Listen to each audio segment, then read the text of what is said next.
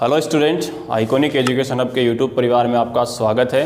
जैसे कि आपको पता है कि हम इम्पोर्टेंट जो क्वेश्चन हैं उनकी सीरीज़ लेके आपके लिए आए हैं और आज अपन यहाँ पर बात करने वाले हैं चैप्टर फर्स्ट के पार्ट सेकंड की कुछ इंपॉर्टेंट क्वेश्चन की। और पार्ट फर्स्ट अपन पहले ही अपलोड कर चुके हैं, ठीक है, जिसका लिंक है आपको डिस्क्रिप्शन के अंदर मिल जाएगा, तो वहाँ पर जाके आप उनको देख सकते हो। और आज अपन जो बात कर रहे हैं वो रासायनिक अभिक्रिया एवं समीकरण का जो है वो चैप्टर अपना फर्स्ट है और इसका सेकंड पार्ट अपन बनाने वाले हैं। और इसके कुछ बाकी जो क्वेश्चन बचे हुए हैं वो क्वेश्चन अगर आज अपन देखते हैं, ठीक है, तो अपन बढ़ते हैं फर्स्ट क्वेश्चन की तरफ। देखिए हमारा फर्स्ट क्वेश्चन है,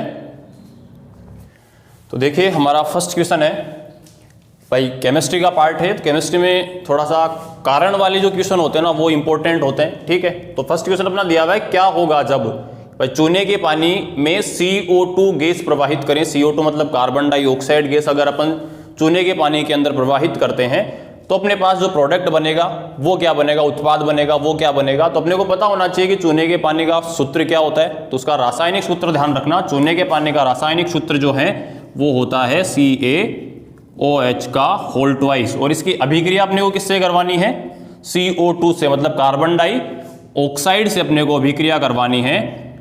तो अपने पास उत्पाद क्या बनेगा, ठीक है। तो यहां पर अपन देख सकते हैं कि यहां पर जो CO2 मतलब कार्बन डाइऑक्साइड जो है वो इस कैल्शियम हाइड्रोक्साइड से एक ऑक्सीजन से अभिक्रिया करता है और एक ऑक्सीजन से अभिक्रिया करके क्या बना लेता है, CO3 बना लेता है।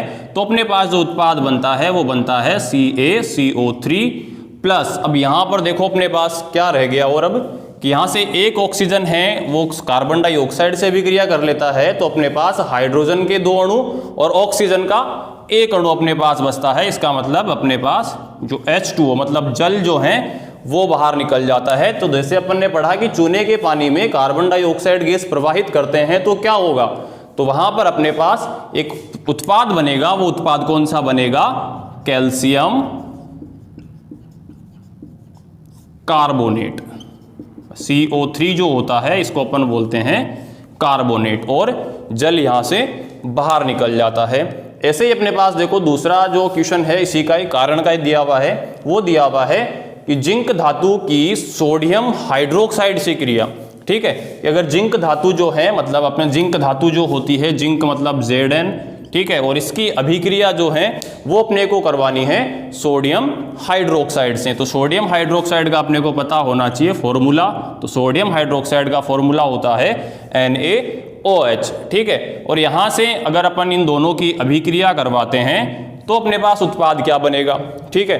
तो एक अच्छा उत्पाद यहां पर अपने को मिलता है और वो उत्पाद अपने को मिलता है Na2ZnO2 प्लस H2 मतलब हाइड्रोजन गैस जो है वो यहां से बाहर निकलती है, ठीक है। और अपने पास एक अच्छा फॉर्मूला आ रहा है Na2ZnO2, ठीक है। इस अभिक्रिया को संतुलित भी करना पड़ेगा क्योंकि यहां पर सोडियम जो है उसके उत्पाद के अंदर 2 अणु है, मतलब अपने को क्या करना पड़ेगा, जो सोडियम हाइड्रोक्साइड जो है उसके भी 2 अणु अपने को लेने पड़ेंगे, जिससे अपने पास उत्पाद बनेगा। वो उत्पाद बनेगा सोडियम जिंकेट, ठीक है। ध्यान रखना, अच्छा क्वेश्चन है सोडियम जिंकेट। अपने को नॉर्मली 1 नंबर का क्वेश्चन पूछा भी जा सकता है, सोडियम जिंकेट का रासायनिक सूत्र पूछा जा सकता है।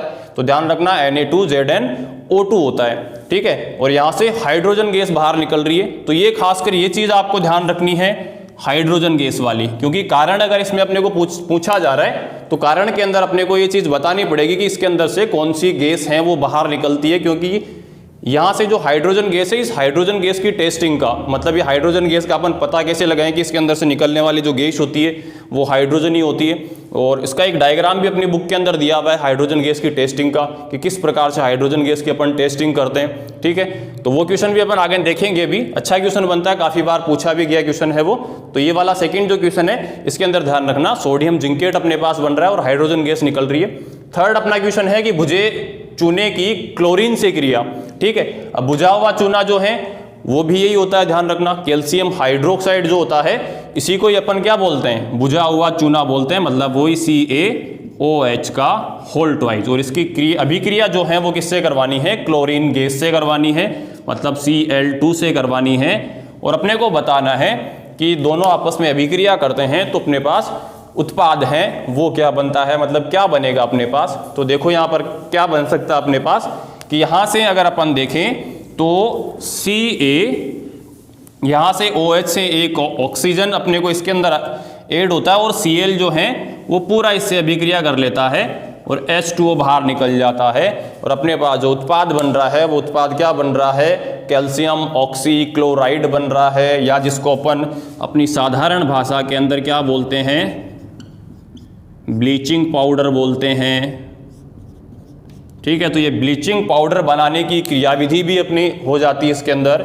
वैसे अगर रासायनिक नाम अगर इसका लिखो तो अपन लिख सकते हैं कैल्शियम ऑक्सी क्लोराइड। ठीक है, कैल्शियम ऑक्सी क्लोराइड। तो ध्यान रखना रासायनिक नाम भी अपने को इसका पता रहना चाहिए।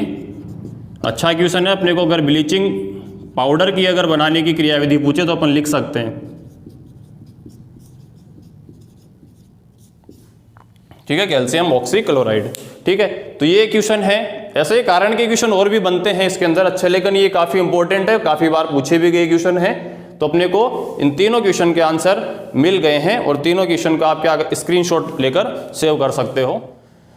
देखो अब हमारा क्वेश्चन नंबर 2 है कि एक भूरे रंग का चमकदार तत्व X को वायु की उपस्थिति में गर्म करने पर वह काले रंग का हो जाता है। इस तत्व X एवं इस काले रंग का जो तत्व इसके यौगिक जो बन रहा है इसके अंदर, इस यौगिक का अपने को क्या बताना है, नाम बताना और इसकी अभिक्रिया लिखनी है। ठीक है, तो अपने को पता रहना चाहिए कि एक भूरे रंग का चमकदार तत्व मतलब ब्राउन कलर किसका होता है, ऐसा कौन सी धातु है या कौन सा ऐसा तत्व है, ठीक है, जिसका कलर है वो ब्राउन होता है। तो ध्यान रखना वो आपके होता है कॉपर। ठीक है, जो कॉपर होता है इसका रंग कैसा होता है, भूरा रंग का होता है। कॉपर एक प्रकार का तत्व है। ठीक है, और इस तत्व की अपने को अभिक्रिया करवानी है किससे, वायु से। वायु मतलब ऑक्सीजन से इसकी अभिक्रिया करवानी है और गर्म करने पर मतलब इसको अपने को क्या करना है, टेम्परेचर देना है। ठीक है, तो अपने को यहाँ पर उत्प्रेरक के रूप में क्या लिखना है, ताप लिखना है, हीट अपन लिखते हैं। ठीक है, इनकी अपने को अभिक्रिया करवानी है और ये बताना है कि यहाँ पर ये भूरे रंग का जो तत्व है ये अभी ऑक्सीजन से अभिक्रिया करके रंग बदल रहा है अपना और किस में जा रहा है, काले रंग का एक यौगिक बना रहा है। तो वो काले रंग का यौगिक अपने पास क्या बनेगा। ठीक है, तो ध्यान रखना वो काले रंग का यौगिक अपने पास होगा CuO। ठीक है, मतलब कॉपर ऑक्साइड बनेगा अपने पास, कॉपर ऑक्साइड, और इसका रंग जो होगा वो कैसा होगा, काला रंग होगा। ठीक है, अभिक्रिया को अपन संतुलित भी करना पड़ेगा।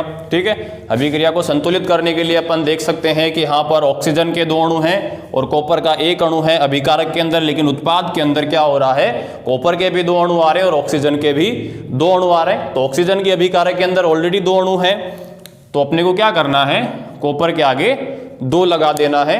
ठीक है, और यहां से अपन ये भी बता सकते हैं कि अभिक्रिया किस प्रकार की है, क्योंकि ये क्वेश्चन भी काफी बार पूछे जाते हैं कि अभिक्रिया का प्रकार भी लिखिए। ठीक है, तो यहां पर अगर आप अभिक्रिया का अगर प्रकार पूछा जाए, ठीक है, तो अपन बता सकते हैं कि यहां पर जो कॉपर हो रहा है वो अभिक्रिया किससे कर रहा है, ऑक्सीजन से अभिक्रिया कर रहा है और कॉपर ऑक्साइड बना रहा है, मतलब कॉपर के अंदर ऑक्सीजन की क्या हो रही है, वृद्धि हो रही है। ठीक है, तो ऐसी अभिक्रिया जिसके अंदर ऑक्सीजन की अगर वृद्धि होती है तो वो अभिक्रिया कौन सी होती है, ऑक्सीकरण अभिक्रिया होती है, क्योंकि उसके अंदर क्या हो रहा है, उपचयन हो रहा है, जिसको अपन उपचयन बोलते हैं। ठीक है, तो जिसके अंदर उपचयन होता है मतलब ऑक्सीजन की वृद्धि होती है या फिर हाइड्रोजन जो होता है उसकी कमी होती है, तो वो अभिक्रिया ऑक्सीकरण होती है। तो यहाँ पर ऑक्सीजन की वृद्धि हो रही है तो यह अभिक्रिया ऑक्सीकरण अभिक्रिया भी हो सकती है। ठीक है, चलो अब बढ़ते हैं अपन क्वेश्चन नंबर 3 की तरफ। तो अपना 3rd जो क्वेश्चन है वो है अभिक्रियाओं को पूर्ण करने का, या फिर जो भी मान लो इसके अपने को अभिकारक जो दिए हुए हैं, इन अभिकारकों के आपस में जब ये अभिक्रिया करते हैं तो अभिक्रिया करने पर अपने पास उत्पाद क्या बनेगा। ठीक है, तो इस बेस पे क्वेश्चन है, अपने को काफी बार पूछे जाते हैं कि अभिक्रिया को, जैसे ये पूर्ण करने का क्वेश्चन हो गया तो अभिक्रियाओं को पूर्ण करिए या फिर अभिक्रियाओं को संतुलित करिए। भाई यहाँ से अपन देखो 2 या 3 क्वेश्चन अपन यहाँ से बना सकते हैं कि एक तो अपन जो है यहाँ से अभिक्रिया को पूर्ण करने का, और एक क्वेश्चन इसी के अंदर अपने को मिल सकता है अभिक्रिया को संतुलित करने का। ठीक है। तो अपन देखो देखते हैं कि फर्स्ट अपने को यहाँ पर दिया हुआ है कि CuSO4 प्लस Fe, ठीक है। तो यहाँ पर कॉपर सल्फेट है, अगर ये फेरस से अभिक्रिया करता है तो अपने पास क्या उत्पाद बनता है। तो अपने को पता है कि ये फेरस जो होता है ये क्या है, इस कॉपर से अधिक क्रियाशील होता है। तो ये अभिक्रिया जो है अपने पढ़ी भी है, ठीक है, कि भाई जो अधिक क्रियाशील होता है वो कम क्रियाशील को क्या कर देता है, विस्थापित कर देता है, ठीक है। तो यहाँ पर जो उत्पाद बनेगा वो क्या बनेगा कि जो फेरस होगा वो Cu की जगह ले लेगा और अपना उत्पाद बनाएगा, वो बनाएगा FeSO4, और यहाँ से कॉपर जो है ये बाहर निकल जाएगा, ठीक है। कॉपर जो का अणु जो है वो बाहर निकल गया। तो ये अभिक्रिया का मतलब अभिक्रिया है वो पूर्ण भी हो गई। अब अपने को पूछे कि अभिक्रिया का प्रकार भी लिखिए कि किस प्रकार की अभिक्रिया है। तो अधिक क्रियाशील तत्व कम क्रियाशील तत्व को विस्थापित कर रहा है, तो विस्थापित करने वाली अभिक्रिया होती है विस्थापन, ठीक है। विस्थापन अभिक्रिया इसको अपन बोलते हैं, ठीक है। तो अभिक्रिया का प्रकार भी हो गया।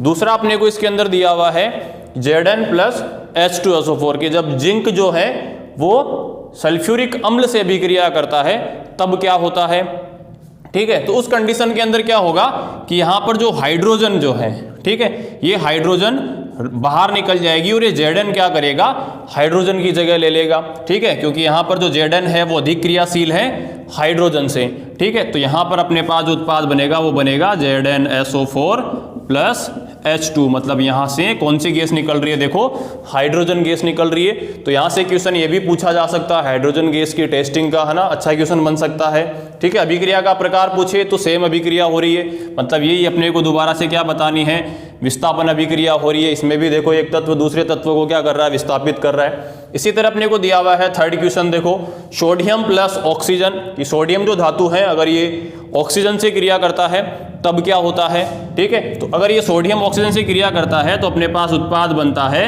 Na2O, ठीक है, सोडियम ऑक्साइड बनता है। लेकिन अभिक्रिया को अपने को क्या करना है, संतुलित करना है, क्योंकि अपने पास ऑक्सीजन के 2 अणु हैं, यहाँ पर ऑक्सीजन का 1 अणु आ रहा है, इधर सोडियम का 1 अणु है, इधर सोडियम के 2 अणु आ रहे हैं, ठीक है। तो अपने को क्या करना है, यहाँ पर अपने को 4 लगाना है, मतलब सोडियम के कितने अणु लेने हैं, 4 अणु अपने को लेने हैं। तो अगर 4 अणु अपन लेते हैं तो अपन क्या करेंगे, यहाँ पर 2 लगा देंगे, तो अपने पास क्या बना, सोडियम ऑक्साइड। अभिक्रिया का प्रकार अगर इसमें से पूछता है, ठीक है, तो अभिक्रिया का प्रकार देखो, सोडियम ऑक्सीजन से क्रिया कर रहा है, तो यहाँ पर ऑक्सीजन की इसके अंदर क्या हो रही है, वृद्धि हो रही है, तो अभिक्रिया अपने हो गई ये ऑक्सीकरण, ठीक है, ऑक्सीकरण अभिक्रिया हो गई। चौथा देखो अपने पास दिया हुआ है FeSO4, जो यौगिक हैं अगर अपन इसको उष्मा देते हैं, मतलब फेरस सल्फेट को उष्मा दी जाती है तब क्या होता है, ठीक है। तो उस कंडीशन के अंदर क्या होता है, Fe2O3 plus SO3 plus SO2, ठीक है। ये अपने पास कुछ उत्पाद बनते हैं फेरस ऑक्साइड के रूप में, सोडियम ट्राइऑक्साइड के रूप में और सोडियम डाइऑक्साइड के रूप में। तो अभिक्रिया को संतुलित भी करना है, ठीक है। संतुलित करने के लिए अपन क्या करेंगे, यहाँ पर ऑक्सीजन के कितने अणु, फेरस जो सल्फेट है इसके कितने अणु लेंगे, 2 अणु अपन लेते हैं। तो फेरस के 2 अणु अपन यहाँ पर लेते हैं, मतलब पूरे यौगिक के, तो यहाँ पर Fe के 2 अणु हो गए। अब देखो सल्फर जो है इसके अंदर सल्फर के कितने अणु हैं, 2 अणु हैं, तो 2 सल्फर अपने पास आ रहे हैं। और ऑक्सीजन जो है उसके कितने अणु हो गए, 8 अणु हो गए, मतलब ये 4 और ये 2, मतलब इनको मल्टीप्लाई करते हैं तो कितने आते हैं, 8 आते हैं। तो यहाँ पर ऑक्सीजन काउंट करो, देखो 3 3 2, मतलब 8 अपने पास क्या हो रहे हैं, ऑक्सीजन भी आ रहे हैं, ठीक है। तो ये अपना अगला क्वेश्चन हो गया, ठीक है। तो इस क्वेश्चन के बेस पे मतलब अपने 3-4 क्वेश्चन कंप्लीट होते हैं, मतलब अभिक्रिया को पूर्ण करने का, अभिक्रिया को संतुलित करने का और अभिक्रिया की पहचान करने का। वैसे जैसे ये लास्ट वाला अपने पास दिया हुआ है, अगर इसमें अभिक्रिया की आपको पहचान पूछेगी किस प्रकार की अभिक्रिया है, तो एक यौगिक इसके अंदर देखो 3-4 उत्पादों के अंदर टूट रहा है, ठीक है। तो ये टूट रहा है मतलब इसके अंदर क्या हो रहा है, वियोजन हो रहा है, ठीक है। तो ये किस प्रकार की अभिक्रिया हो गई, वियोजन अभिक्रिया हो गई। अब बढ़ते हैं अपन क्वेश्चन 4 की तरफ। चलो अब अपन देखते हैं क्वेश्चन नंबर 4। देखो, निम्न अभिक्रियाओं को उदाहरण सहित समझाइए, ठीक है भाई। अपने को ये कुछ यहाँ पर अभिक्रियाएं हैं वो लिखी हुई है, जैसे द्विविस्थापन अभिक्रिया, ऑक्सीकरण एवं अपचयन अभिक्रिया, विस्थापन अभिक्रिया, रेडॉक्स अभिक्रिया और उष्माक्षेपी और उष्माशोषी अभिक्रिया, ठीक है। तो इन अभिक्रियाओं की अपने को परिभाषा और इनके एक-एक 2-2 अपने को जितने भी उदाहरण हैं वो उदाहरण वैसे तो अपन ने पिछले वीडियो के अंदर देख लिए, ठीक है, कि भाई इनके एग्जाम्पल जितने भी थे वो अपने जो वीडियो अपन ने 2 वीडियोस के बना लिए, पार्ट फर्स्ट और पार्ट सेकंड जो अपन पढ़ रहे हैं उसके अंदर अपन ने काफ़ी एग्जाम्पल इनके देख लिए हैं। ठीक है, तो अपने को इनकी पढ़नी है अब परिभाषा। ठीक है भाई, इनके क्वेश्चन पूछे जाते हैं ये, है ना भाई। एक तो परिभाषा अपने को पढ़नी है और साथ में इनका उदाहरण अपने को देखना है। ठीक है, तो ये चीज़ अपने को सेल्फ पढ़नी है। बाकी अपन ने उदाहरण इनके सारे देख लिए और परिभाषा आपको याद करनी है। और एक जो लास्ट में अपने को अभिक्रिया ली हुई है ऊष्माक्षेपी और ऊष्माशोषी अभिक्रिया, तो इन अभिक्रियाओं में काफ़ी बार अंतर है वो पूछा जाता है, या फिर इनके अंदर इनके उदाहरण पूछे जाते हैं। ठीक है, ऊष्माक्षेपी और ऊष्माशोषी जो अभिक्रिया इनके उदाहरण अपने को पूछे जाते हैं और साथ में ही इनके अपने को अंतर का एक क्वेश्चन बनता है, वो अंतर का क्वेश्चन भी अपने को देखना है कि इन दोनों अभिक्रियाओं में अंतर क्या होता है। ठीक है, और द्विविस्थापन और विस्थापन अभिक्रिया है, इनमें अंतर है वो अपने को पूछा जा सकता है। ठीक है, तो इन अभिक्रियाओं के अपने को प्रकार जो अभिक्रिया सामने लिखी हुई इनकी परिभाषा और उदाहरण अपने को पढ़ने हैं। ठीक है, साथ में अगर आपको इनमें कोई पढ़ने में अगर कोई प्रॉब्लम होती है, मतलब या कोई भी आपको मान लो लगता है कि इसमें कोई आपको दिक्कत आ रही है, तो आप कमेंट सेक्शन के अंदर कमेंट करके हमें पूछ सकते हैं, या फिर इंस्टाग्राम का लिंक आपको नीचे डिस्क्रिप्शन के अंदर मिलेगा, आप वहाँ पर इनके बारे में कुछ भी पूछ सकते हैं। ठीक है, तो ये अपने कुछ मोस्ट क्वेश्चन थे चैप्टर नंबर 1 के, वो कंप्लीट होते हैं। ठीक है, साथ ही ध्यान रखिएगा वीडियो अगर आपको अच्छा लगे तो इसको लाइक कीजिए, कमेंट कीजिए और सब्सक्राइब तो आपको करना ही है, उसमें तो कोई दिक्कत वाली बात नहीं है। ठीक है, थैंक यू।